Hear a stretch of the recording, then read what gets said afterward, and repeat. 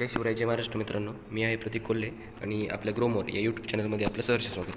तर आजच्या ह्या व्हिडिओमध्ये आपण बघणार आहे की परवा जे आपण काही स्टॉक्स बघितले होते की ज्याच्यामध्ये बघितलं होतं की 3 महिने किंवा 1 वर्षासाठी इन्व्हेस्टमेंट केल्यावरती किती रिटर्न भेटतील. आणि आजच त्यांचा अगदी 1-2 दिवसातच मी रिटर्न त्यांचं दाखवतो या व्हिडिओमध्ये की नक्की किती आलेलं आहे. 2-2.5% अगदी 1-2 दिवसामध्येच आलं आहे, एवढा रिटर्न आलेला आहे. विचार करा पुढच्या, जसं की Bombay stock exchange limited, Jio finance, Bajaj auto वगैरे मी ज्या कंपन्यांचं नाव घेतलं होतं त्या पुढच्या वर्षभरामध्ये दुप्पट होतील असं मी म्हणलो होतो, पण त्या पुढच्या काही महिन्यातच दुप्पट होतात काय, असा ॲग्रेसिव्ह रिटर्न्स त्यांनी आज दिलेले. तर त्याच्यावरतीच आपण चर्चा करणार आहे. तर व्हिडिओला सुरुवात करूया.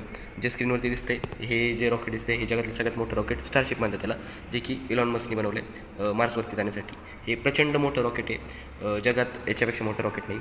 हे मी का सांगतोय तर माणसाची जिद्द बघा की एकेकाळी त्याच्याकडे काही नव्हतं, त्याची इन्व्हेस्टमेंट पूर्णपणे डुबायला होती, पण रिस्क घेऊन त्यांनी जे शेवटचं रॉकेट सोडलं, पहिलं सोडलं ते फेल झालं, दुसरं सोडलं ते फेल झालं, तिसरं एक रॉकेट जे ते सक्सेसफुल झालं. त्याच्यानंतर त्याला नासाकडून एक मोठी इन्व्हेस्टमेंट भेटली आणि त्याच्या कंपनीला बूस्ट भेटलं.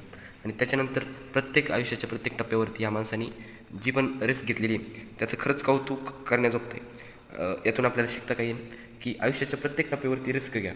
जेव्हा तुमचं वय कमी आहे, तर आपल्या चॅनलला जोडलेले जे पोरं असतील त्यांचं वय नक्कीच 20-30च्या तर खालीच असेल, तर सध्या तुम्ही जास्त रिस्क घेऊ शकताय. ठीक आहे, सध्या तुम्ही जास्त रिस्क घेऊ शकताय का, तर जरी डुबले तुमची इन्व्हेस्टमेंट तरी कायच जाणार आहे नाही का तुमच्याकडून. त्याच्यामुळे रिस्क घ्या आणि पुढच्या व्हिडिओला आपण वाटचाल करूयात. हे बघा, हेच ते रॉकेट किती मोठं आहे, किती मोठं आहे आणि त्याचं लॉन्चिंग पण फार अवघड असतं. ठीक आहे, तर आपण स्क्रीनवरती बघताय हे जे स्टॉक आहे, तर साहेब तुम्हाला आठवत असेल की 2 दिवसापूर्वी मी जो व्हिडिओ बनवला होता तो जर तुम्ही पाहिला असेल, तर हे सगळे स्टॉकचा एक आपण पोर्टफोलिओ तयार केला होता 1 लाख रुपयाचा. आणि त्याच्यामध्ये 20% BSE घेतला होता, 40% जिओ फायनान्स घेतला होता, 20% बजाज ऑटो, हे असे घेतले होते थोडे. तर तोच पोर्टफोलिओ आज इतका भारी ग्रीनमध्ये दिसतोय ना की म्हणजे ज्यांनी बनवला त्याचं खरंच भाग्य उजळलं. पुढच्या वर्षभरामध्ये त्याची इन्व्हेस्टमेंट दुप्पट होईल. आणि अशा स्टॉकमध्ये इन्व्हेस्टमेंट करायला मी नेहमी सल्ला का बरं देतो माहिती का. हे बघा, जर सुरुवातीला तुम्ही इन्व्हेस्टमेंट करताय तर तुम्ही जर का महिन्याला 500 रुपये, 1000 रुपये किंवा मग लईच म्हणलं तर 5-10 हजार रुपये टाकताय, तर मग त्याची SIP एखाद्या म्युच्युअल फंडमध्ये करून त्याचा जास्त उपयोग होत नाही. का होत नाही, तर त्याचे रिटर्न तुलनेने खूप कमी भेटतात. तर याच्याच पुढचा येणारा व्हिडिओ तुम्ही जर का बघितला त्याच्यामध्ये मी डिटेल्ड एक्सप्लेन करणार आहे त्याच्यामध्ये की किती रुपये इन्व्हेस्ट केल्याच्यानंतर तुम्हाला किती रिटर्न भेटतात आणि त्याच्यामध्ये लमसम इन्व्हेस्ट केल्यानंतर काय परिस्थिती असते. रेग्युलर तुम्ही रेग्युलर जर का तुमची इन्व्हेस्टमेंट वाढत गेला तर त्याचा काय परिणाम होतो. तर सांगण्याचा उद्देश एकच का, जर तुम्ही सुरुवातीला जेवढी जास्त इन्कम टाकता, फार महत्त्वाचं मी म्युच्युअल फंडच्या किंवा SIPच्या दृष्टीने वाक्य बोलते की सुरुवातीला इनिशियल डेजला तुम्ही जेवढी जास्त इन्व्हेस्टमेंट टाकाल तेवढी जास्त तुम्हाला रिटर्न भेटणार. एक्सपोनेन्शियल जास्त वाढतात. एक्सपोनेन्शियल म्हणजे काय, सपोज असं जर का ग्राफ असेल ना, तो ग्राफ असा जातो वरती आणि एंडला तुमची इन्व्हेस्टमेंट खूप जास्त वाढत राहते. ठीक आहे, तर पुढचा येणारा व्हिडिओ तुम्ही बघितला तर तुम्हाला ही कन्सेप्ट क्लिअर होईल. ठीक आहे, आणि तुम्हाला समजेल. ठीक आहे, तर एक स्टॉक आपण बघूया. पहिला BSE लिमिटेडच्या चार्टवरती जाऊया. जसं की तुम्ही बघू शकता हा जिओ फायनान्सचा बॉम्बे स्टॉक एक्सचेंजचा आहे की हा थोडंसं रिस्क आहे याच्यामध्ये इन्व्हेस्ट करायला, असं मी काल सांगितलं होतं. आणि त्याच्यामध्ये आपण फक्त 20%च आपला पैसा टाकला होता 1 लाख रुपयापैकी. ठीक आहे, तर आज बघू शकता यांनी बऱ्यापैकी रिटर्न दिला आहे. तर पूर्ण 2.15%, 2.15% रिटर्न यांनी म्हणजे कालचा दिवस गेला.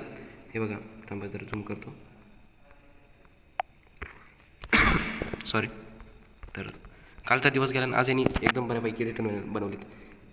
वरतून प्रेशर होतं तरी पण आज 2%च्या आसपास रिटर्न दिलेले आहेत, जे की खूप जास्त चांगली गोष्ट आहे. ठीक आहे, आता तर दुसरा आपला स्टॉक जो आहे तो जिओ फायनान्स फ्लॅट आहे. ठीक आहे, तरी पण सगळे मुव्हिंग ॲव्हरेज खाली आहे. हा जो निळा 200 डेचा मुव्हिंग ॲव्हरेज आहे त्याच्यावरती चांगला सपोर्ट यांनी घेतलेला दिसतोय.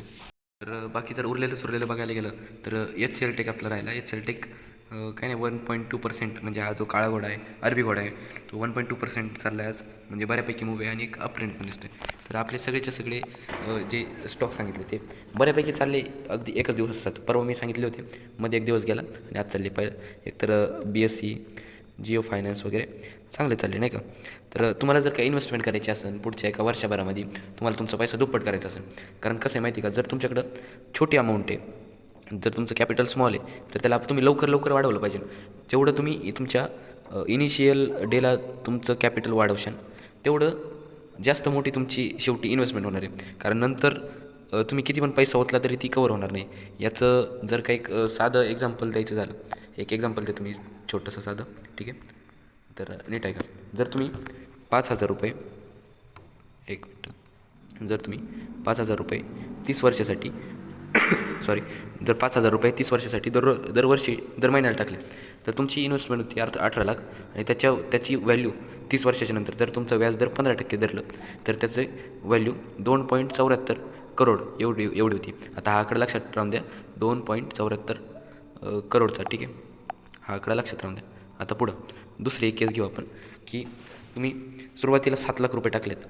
तेव्हा सुरुवातीला तुमच्याकडे 7 लाख रुपये होते, 7 लाख रुपये टाकलेत आणि दर महिन्याला 5,000 तुम्ही तशी पण ॲड करत गेलेत तर तुमची प्रिन्सिपल व्हॅल्यू ही 15 लाख 15.5 लाख होती.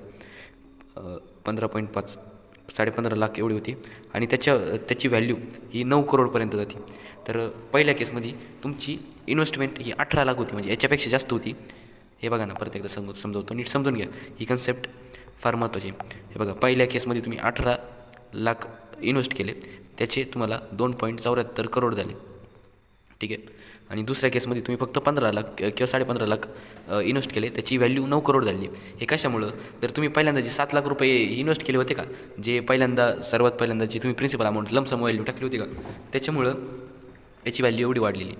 तर हीच पॉवर आहे. तुम्ही जर का SIP करते, खूप चांगली गोष्ट आहे, SIP केली पाहिजे, पण ती जरा सिस्टमॅटिक एक सिस्टम असलं पाहिजे, त्याला सिस्टमॅटिक वेनी करा. आणि ज्याला माहिती आहे किंवा मग ज्याला या इंडस्ट्रीमधलं कळतं, थोडं नॉलेज आहे, त्याच्याकडून थोडेसे टिप घेऊन पण तुम्ही तुमच्या इन्व्हेस्टमेंटला 4 चांद लावू शकता. म्हणजे बघा ना, 2.74 कोटी कुठं 9 कोटी कुठं किती मोठा डिफरन्स आला, तर तुमची इन्व्हेस्टमेंट पण कमी, ठीक आहे.